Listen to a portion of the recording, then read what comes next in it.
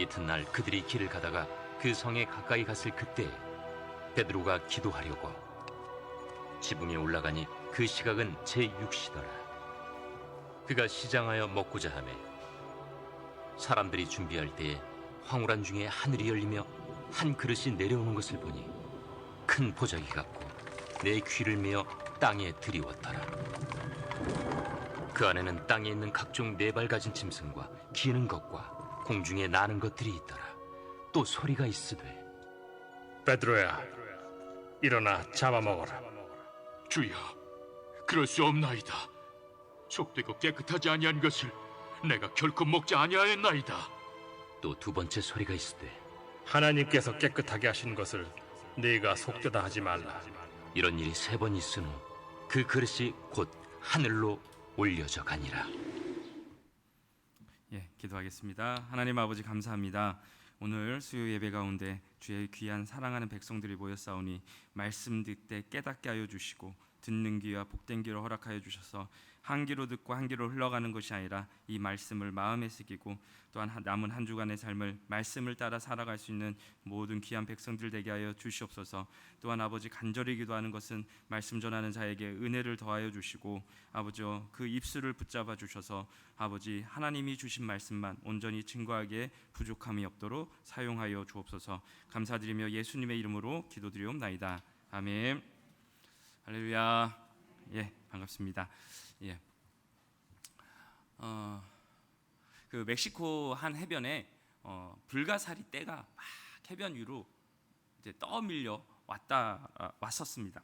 그런데 어떤 한 어부가 해질녘의 해안을 쭉 거니면서 백사장의 그 불가사리 떼를 바라보면서 그걸 하나씩 주워서 바다로 다시 던져 넣기 시작을 했습니다. 당연히 육지로 올라왔으면 죽어버리니까 살리기 위해서 그렇게 하고 있었습니다. 그런데 그것을 보던 한 남자가 그 어부에게 이렇게 얘기해요. 그렇게 불가사리를 살려줘도 무슨 소용이 있습니까? 어차피 당신 혼자서는 그 모든 불가사리를 살릴 수 없습니다. 이렇게 얘기를 하자 어부가 남자의 눈앞에 보이는 한 불가사리를 딱 집어 들어서 바다에 던지면서 이렇게 되물었습니다. 아무 소용이 없다고요? 내가 방금 바다로 던진 불가사리한테도 그 말을 할 수 있겠습니까?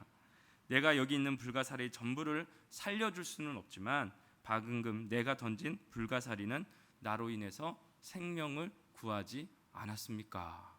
라고 질문을 하자 그 사람이 그 한 남자가 아무 대답도 할 수 없었다고 합니다. 자, 이와 같이 하나님의 나라 하나님은 참 한 생명을 귀하게 보시는 것 같습니다. 한 생명을 찾으시고 그 한 생명이 하나님의 나라에서 온전히 세워지시기를 하나님은 늘 소망하시는 마음을 가지고 바라보고 있다라는 것입니다. 그래서 우리가 잠언서의 말씀처럼 한 생명이 천하보다 귀하지 않느냐라고 말씀을 하시는 것처럼 한 영혼 한 생명을 살리고 또 그 한 영혼이 하나님의 나라에서 바르게 세워져 가시기를 하나님은 누구보다도 참 소망하시고 계획하고 있음을 보게 되어집니다.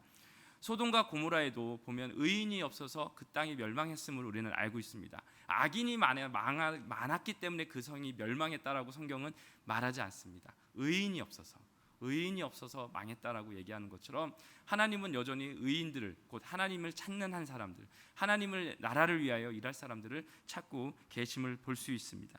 그래서 에스겔서 22장 30절 말씀에 보면 이런 말씀이 있어요. 한번 화면 좀 띄워주시겠습니까? 에스겔서 22장 30절 말씀에 이 땅을 위하여 성을 쌓으며 성 무너진 데를 막아서서 나로 하여금 멸하지 못하게 할 사람을 내가 그 가운데서 찾다가 찾지 못하였으므로. 그러니까 무너져가는 성전을 바라보면서 그것을 막아서고 하나님 무너뜨리면 안 됩니다라고 막아설 사람을 하나님은 찾으셨는데 찾지 못했다라는 거예요. 그러니까 한 사람이라도 있었으면 하나님은 그 일을 멈추실 건데 그 사람이 없다라는 거예요. 그래서 이와 같이 하나님은 늘 그래서 한 사람을 찾기를 원하고 한 사람을 세워가기를 원하고 있습니다. 오늘도 이 시간에 하나님께서는 한 영혼을 세우시기 위한 그 수고하심 또한 그분의 일하심의 방식을 우리는 오늘의 본문을 통해서 발견하게 되어집니다. 이 발견함을 통해서 깨달으시고 그 은혜의 시간들을 다 함께 누리기를 주님의 이름으로 소망해 봅니다. 자, 그렇다면 하나님의 일하는 방식은 어떤 방식일까요? 당연히 하나님은 한 사람을 세워가고 있으시다라는 것입니다. 오늘 우리가 읽은 이 사도행전 10장 그 9절 앞선 본문에 보면 두 인물, 세 인물이라고도 할 수 있는데 제가 큰 본문을 차지하는 두 인물을 등장을 합니다. 그것 중에 하나는 9장에 우리가 잘 아는 교회를 핍박하기 위해서 특심을 가졌던 사도 바울이, 그러니까 사울이 등장을 합니다. 그리고 이방인이자 로마의 군대 백부장이었던 고넬료라는 인물이 등장을 합니다.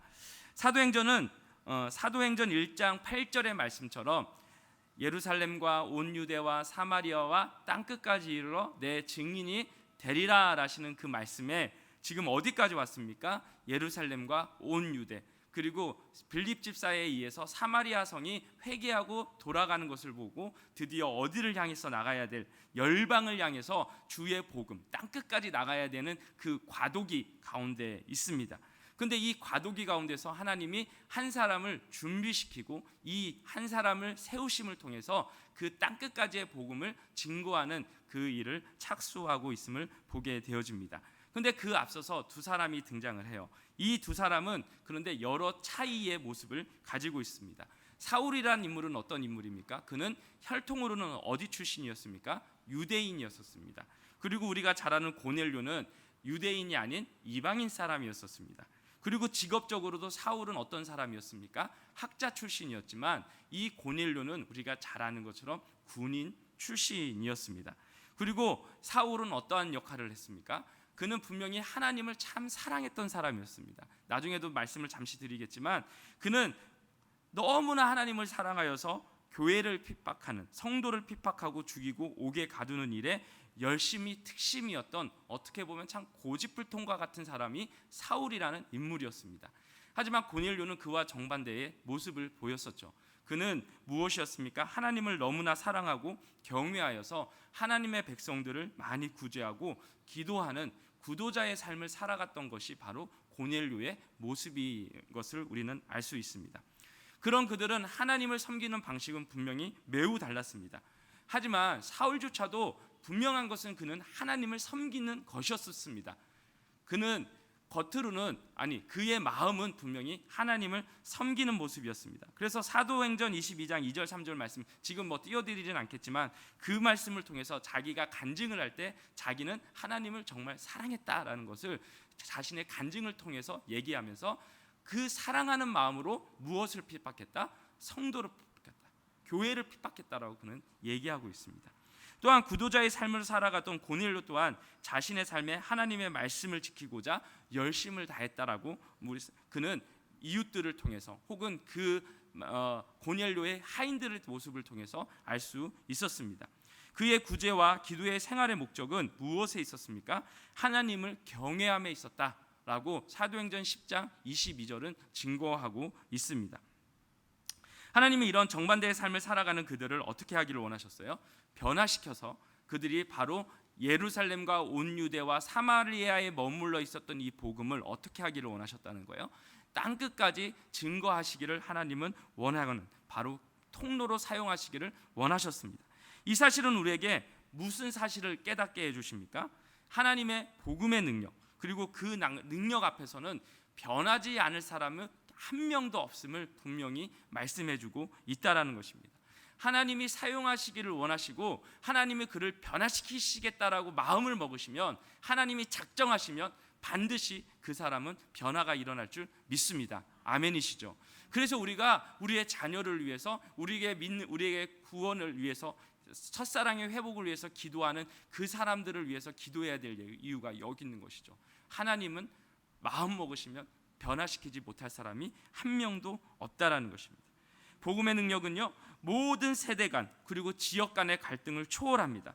많은 배움과 부자, 적게 배움과 가난 간의 갈등들, 그리고 모든 나눔과 다툼을 하나 되게 하는, 나라와 나라의 원수됨도 해결하시는 능력이 이 복음의 능력에 있음을 우리는 믿어야 될 줄 믿습니다. 제가 전에 하나로 교회 사역할 때 청년들을 데리고 주일부터 토요일까지 일본으로 단기 선교를 갔었습니다.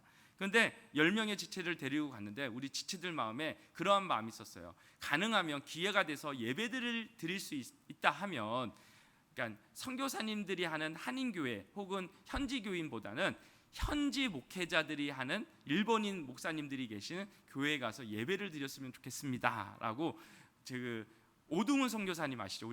우리 분이엘 교단에서 파송하신 분이엘 교회 출신의 그 선교사님에게 컨택을 해서 갔습니다. 그래서 그 선교사님이 월요일과 화요일과 목요일 날은 그러니까 일본에 계신 우리 선교사님들의 사역을 도울 수 있도록 연결을 해주시고, 수요일 날 하루만은 아침과 저녁에 일본 현지 목사님들이 사역하시는 교회에서 예배를 드릴 수 있도록 이게 컨택을 해 주셨습니다. 그래서 수요일 오전이 되었습니다. 그래서 히로시마 근처에 있는 한 도시에, 작은 도시에 가서 예배를 드리는데, 어디서 예배를 드리냐면 이게 교회 건물이 아니고 우리나라 같으면 주민센터에 있는 이렇게 회의 장소들 있잖아요. 거기를 매주 수요일과 주일날 빌려서 예배를 드리는 교회였었습니다. 그래서 갔더니 일본 현지인이 한 10분 정도가 앉아 계시고 저희 청년들이 10명 정도가 앉아서 예배를 준비를 했습니다. 그리고 저희는 특송과 그리고 공연을 하나를 준비를 해서 이제 했습니다. 발표를 하고 은혜를 함께 나누었습니다. 그때 이제 일본 목사님께서 너무나 감사하다면서 이제 말씀을 시작을 하면서 이런 얘기를 하시는 거였었어요. 우리는 한국인들에게 많은 죄를 지었습니다. 우리들은 한국인들에게 36년간 말도 안 되는 조건으로 그들을 탄압하였고 핍박하였고, 그리고 그들의 몇십만 명의 생명을 우리의 손으로 빼앗았습니다. 우리는 잘못했습니다. 그런 설교를 하시는 거였었어요. 여러분들은 모르시지만 우리는 이와 같이 한국인들에게 많은 잘못을 했습니다. 그러면서 또 우리 한국 청년들을 바라보면서 이런 얘기를 하시는 거예요. 지금은 한국교회가 하나님의 은혜로 큰 부흥을 이뤘지만 그것이 교만이 되어서는 안 됩니다. 하나님 앞에 겸손하게 함께 하나님이 주시는 은혜를 나누고 고백하는 우리 한 공동체가 되었으면 좋겠습니다 라는 말로써 설교를 시작하셨어요. 얼마나 참 감동적인지 몰랐습니다.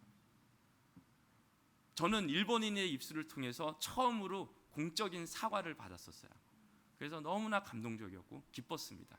그리고 저녁이 되었습니다. 저녁에는 젊은이들이 모이는 교회, CCC 성 출신의 일본 목사님이 목회하시는 독립된 건물에서 주택가에 있는 교회를 방문을 하였습니다. 동일한 진행을 하였습니다. 함께 찬양을 하고, 그리고 말씀 전에 우리가 특송을 하고 공연을 준비한 것을 보여드리고, 그 교회 한 20명의 청년들과 함께 예배를 드리고 같이 저녁 만찬을 하고 나오는 일정이었었습니다.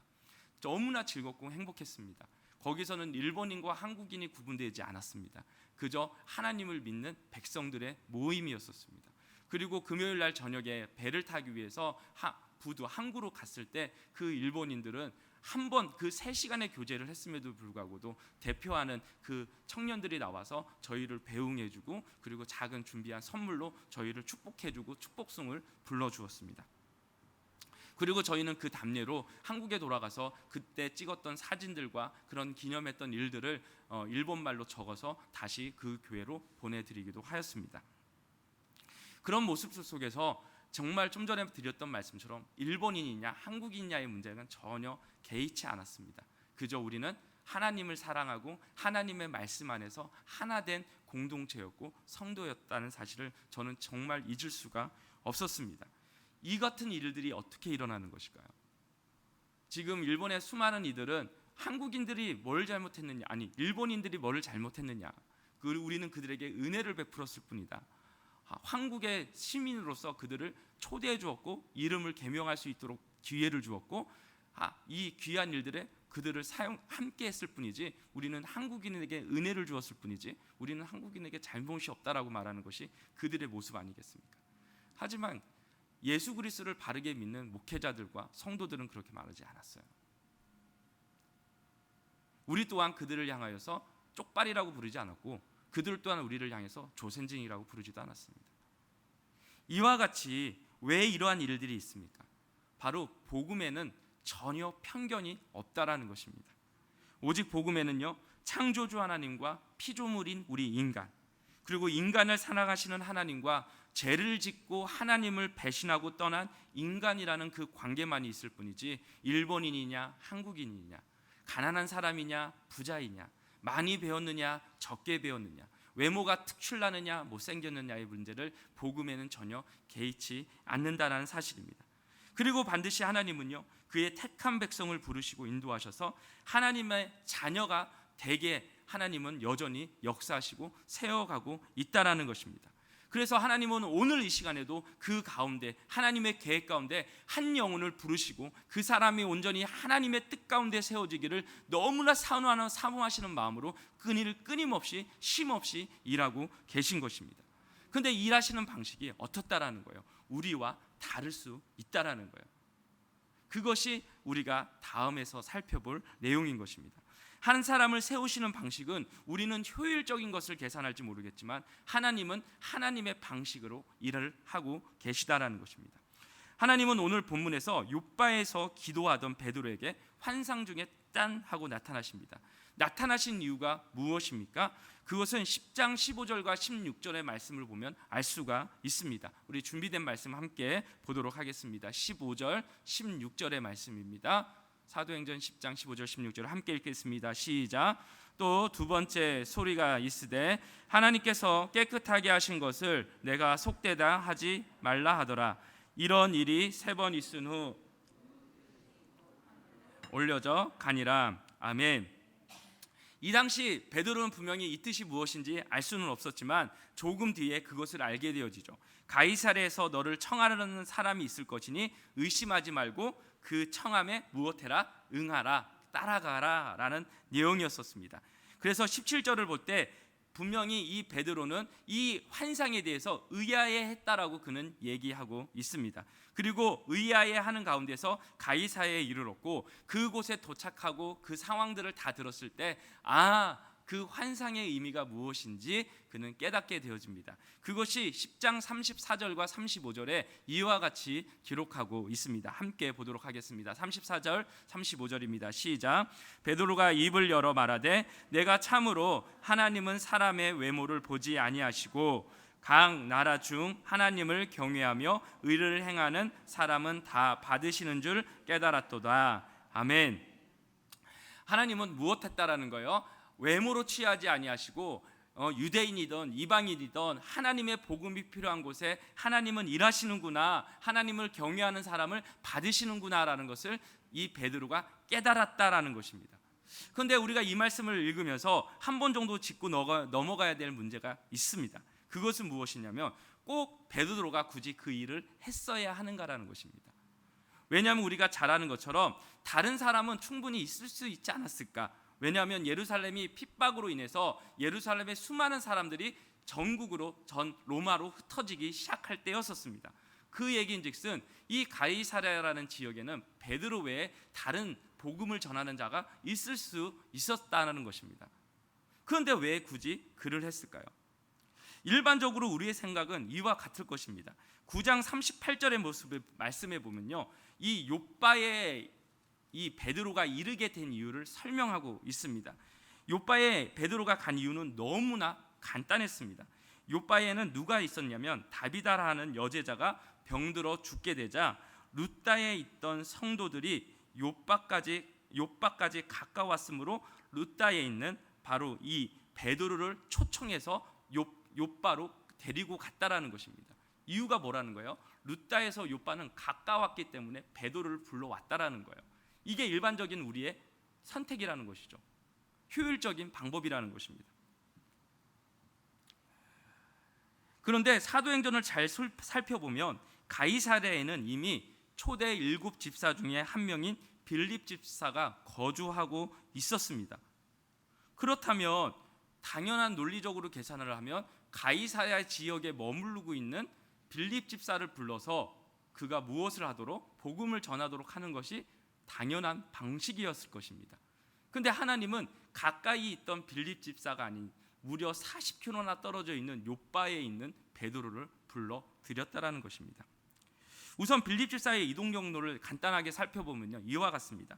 초대 7 집사는 사도의 일을 돕기 위해서 세움을 받았지만 그들이 복음이 전하자 어떠한 일이 일어납니까? 하나님의 능력, 하나님의 복음의 능력, 회개의 역사가 일어나기 시작했습니다. 그 중에서 한 명이 순교하였죠. 누구죠? 스데반 집사님이 순교를 하였고, 그로 계기로 핍박이 가해지면서 흩어지기 시작하였고, 이 빌립 집사님도 그 당시 타 지역으로 갔습니다.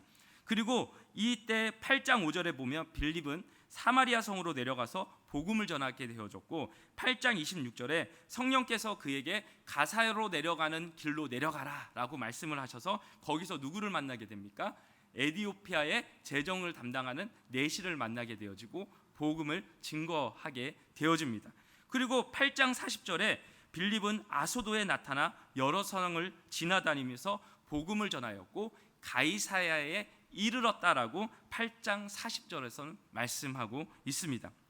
그리고 그는 적어도 21장 사도행전 21장 8절 말씀을 볼 때 그 지역에 아예 정착을 했다라는 것을 알 수 있습니다.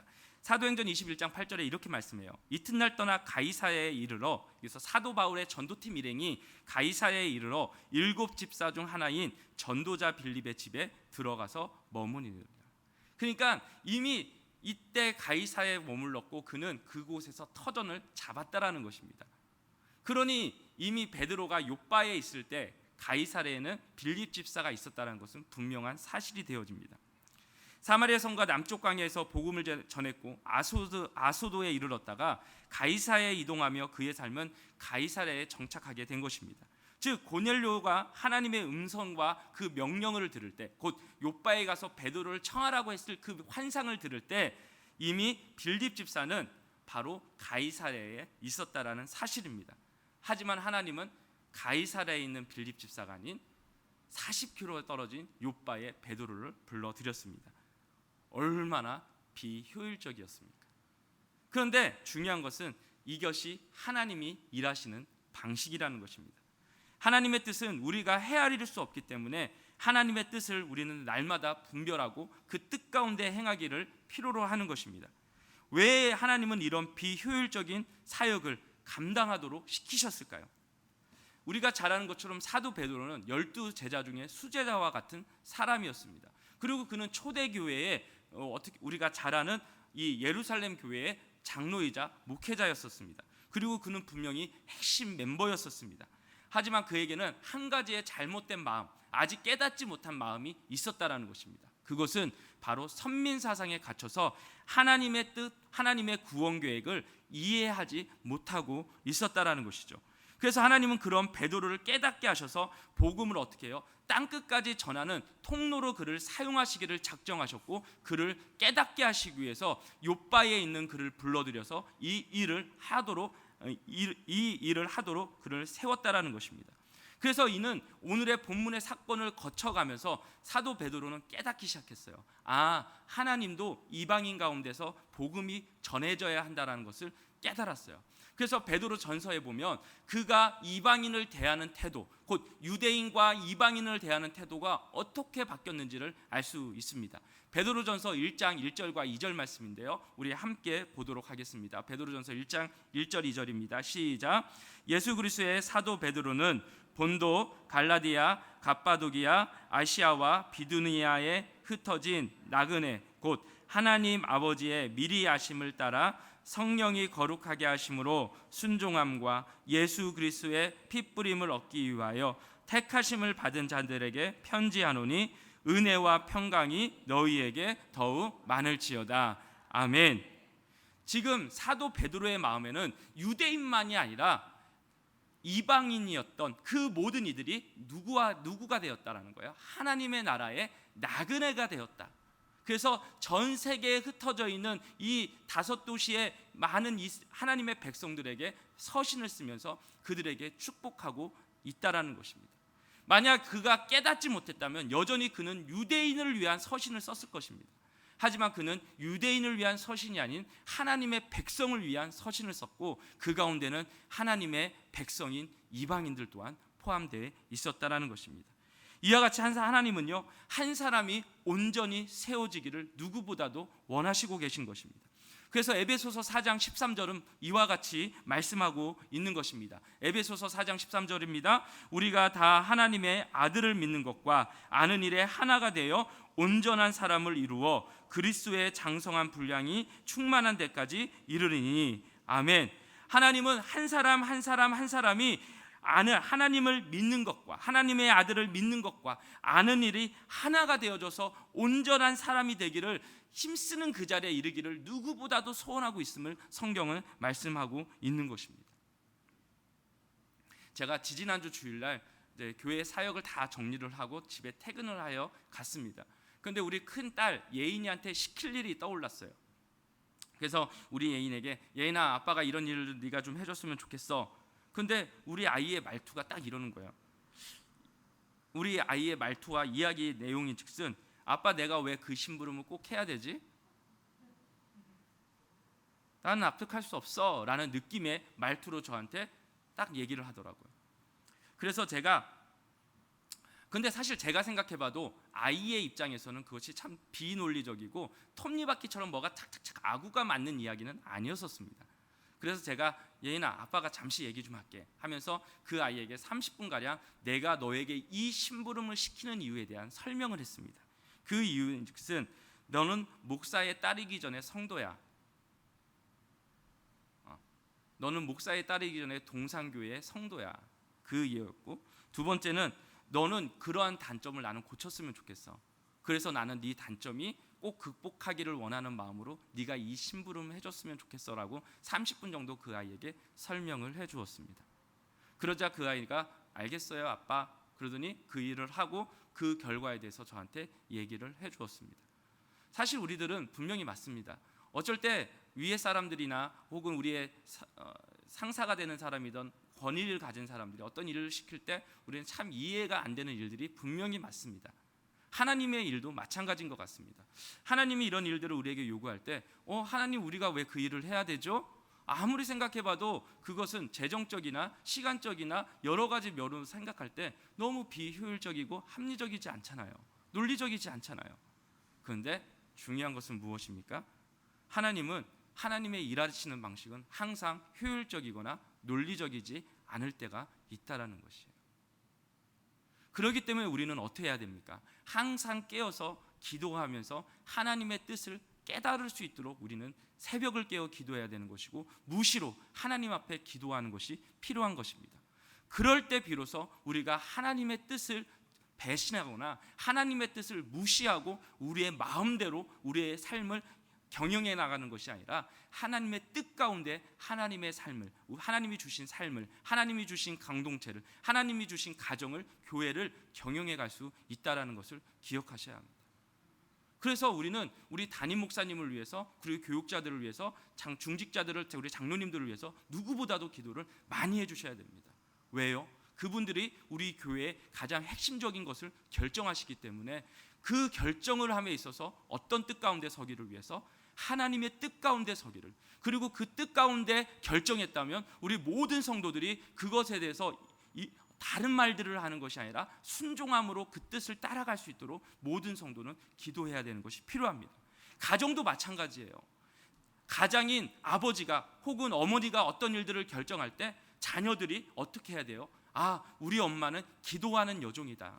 그러니까 하나님의 뜻 가운데 계실 거야. 그리고 그런 딸들은, 자녀들은 순종하고 따라가고, 어머니는, 부모님은 최선을 다해서 하나님의 뜻 가운데 서서 가정의 한 일들을 결정하고 하나님의 뜻 가운데 나가는 것이 필요한 것이죠. 그래서 성도 여러분, 우리는 그래서 기도를 더욱 열심히 하셔야 됩니다. 우리 교회는 지금 무엇보다도 더 많은 기도를 하나님 앞에 드려야 될 때임을 믿습니다. 그래서 이사야서 55장 8절은 분명히 이와 같이 말씀하고 있습니다. 이사야서 55장 8절입니다. 우리 한 목소리로 읽어볼까요? 시작. 이는 내 생각이 너희의 생각과 다르며 내 길은 너희의 길과 다름이니라. 여호와의 말씀이니라. 아멘이십니까? 아멘이시죠. 하나님의 생각과 우리의 생각은 너무나 다릅니다. 하나님의 길과 우리의 길은 너무나 다릅니다. 중요한 것은 우리는 그러기에 하나님의 생각, 하나님의 길 가운데 나가는 것이 성도의 바른 태도요, 백성의 자세인 것을 기억하시기를 바랍니다. 하나님의 전지하심을 믿으십니까? 그리고 그 결과가 우리에게 가장 좋은 것, 가장 합당한 것으로 응답해 주시는 하나님이심을 믿으십니까? 믿으신다면 우리는 하나님의 복음, 하나님의 나라, 하나님의 꿈에 기쁨으로 동참할 수 있는 그 은혜가 우리 가운데 있어야 될 줄 믿습니다. 그리고 그런 성도님들이 되시기를 다시 한 번 더 소망합니다. 왜냐하면요, 하나님의 꿈은 막을 자가 없기 때문에 그렇습니다. 우리 본문 10장 14절 말씀에 이와 같은 말씀이 있어요. 10장 14절 말씀 좀 한번 띄워주시겠습니까? 시작. 베드로가 이르되 주여 그럴 수 없나이다. 속되고 깨끗하지 아니한 것을 내가 결코 먹지 아니하였나이다 한데. 아멘. 오늘 하나님은요, 당신의 꿈인 이 한 그릇에 율법적으로 부정한 음식을 보여주심을 통해서 베드로에게 한 가지의 말씀을 하고 있습니다. 하나님의 꿈은 도대체 무엇입니까? 하나님의 꿈은 단순하게 유대인들만 잘 먹고 잘 사는 이 땅, 이 나라가 아니라 창세전에 예정해 두신 자신의 택한 백성들이 하나님 앞에 나와서 그것이 유대인이든 이방이든지 한 목소리를 모여서 한 목소리로 하나님을 찬양하며 많은 물소리가 되어 하나님을 송축하는 그 일들을 하나님은 꿈꾸고 계셨다라는 것입니다. 하지만 베드로는 그런 하나님의 꿈을 온전하게 이해할 수 없었습니다. 무엇이 그 꿈을 이해하지 못하도록 만들었습니까? 다른 것을 말하지 않습니다. 바로 베드로가 지금까지 지켜왔던 관습, 그 율법이 문제가 되었다라는 것입니다. 이 말씀은 교회의 전통이나 관습이 무조건 잘못되었거나 문제가 되었다는 뜻으로 제가 드리는 말씀은 아닙니다. 바른 전통으로 세워가야 하지만 교회의 전통이 하나님의 말씀 위에 결탄코 설 수는 없는 것입니다. 우리 동산교회가 세운 결정사항이 있을지라도 그것이 하나님의 말씀 위에는 설 수 없는 것이요, 우리의 가정이 세운 규칙이 있다 하더라도 그것이 하나님의 말씀 위에서 설 수는 없는 것입니다. 그런데 베드로는 그 위에 섰다라는 거예요.